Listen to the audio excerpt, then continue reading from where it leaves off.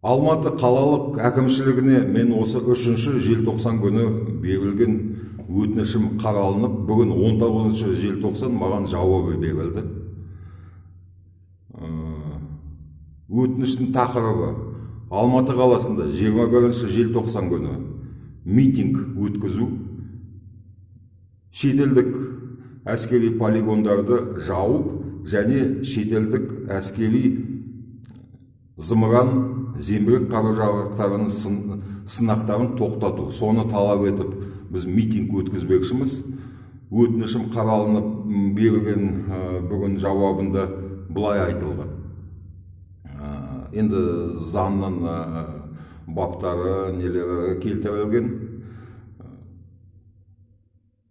Менің қателігім бар екен, жаңағы берілген өтініштің нұсқасы дұрыс болмай, басқа нұсқада жазып, мені мәжбүрледі. Ертең апарып тапсырамын.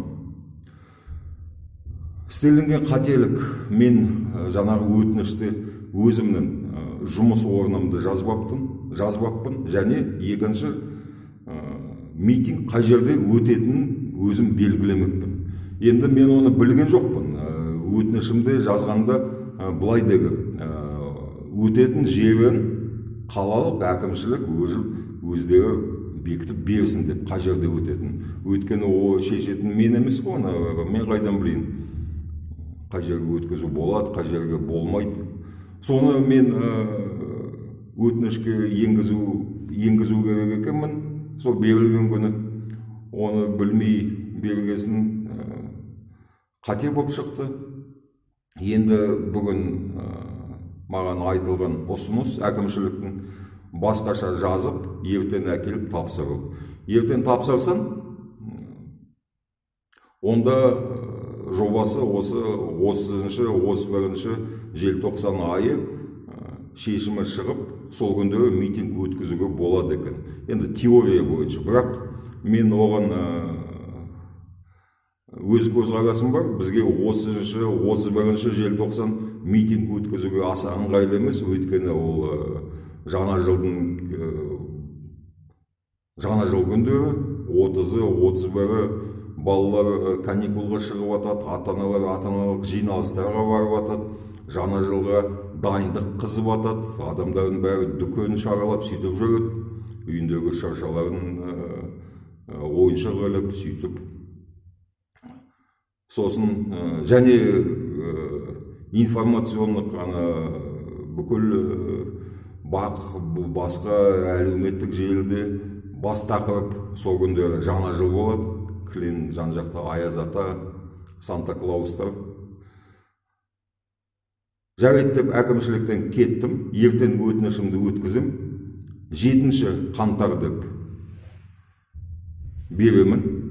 Жалпы рұқсат беретін болды әкімшілік. Сонымен халықты енді қалай құттықтауға болады деп айтсам артық кетпеспін. 7 қаңтар демалыс күн. 7 қаңтар күндіз сағат 2-ден 12-ден 2-ге шейін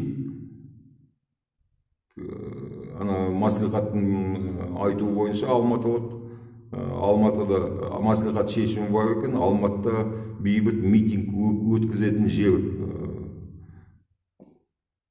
Сарыарқа кинотеатрының артындағы саябақ. Соны белгілеймін. Сонымен 7 қаңтар сағат 12-де Сарыарқа кинотеатрының артындағы саябақта митингті өткіземіз, Алла қаласа. Ешқандай аяқ астынан тағы да бірдеме шығып қалмаса.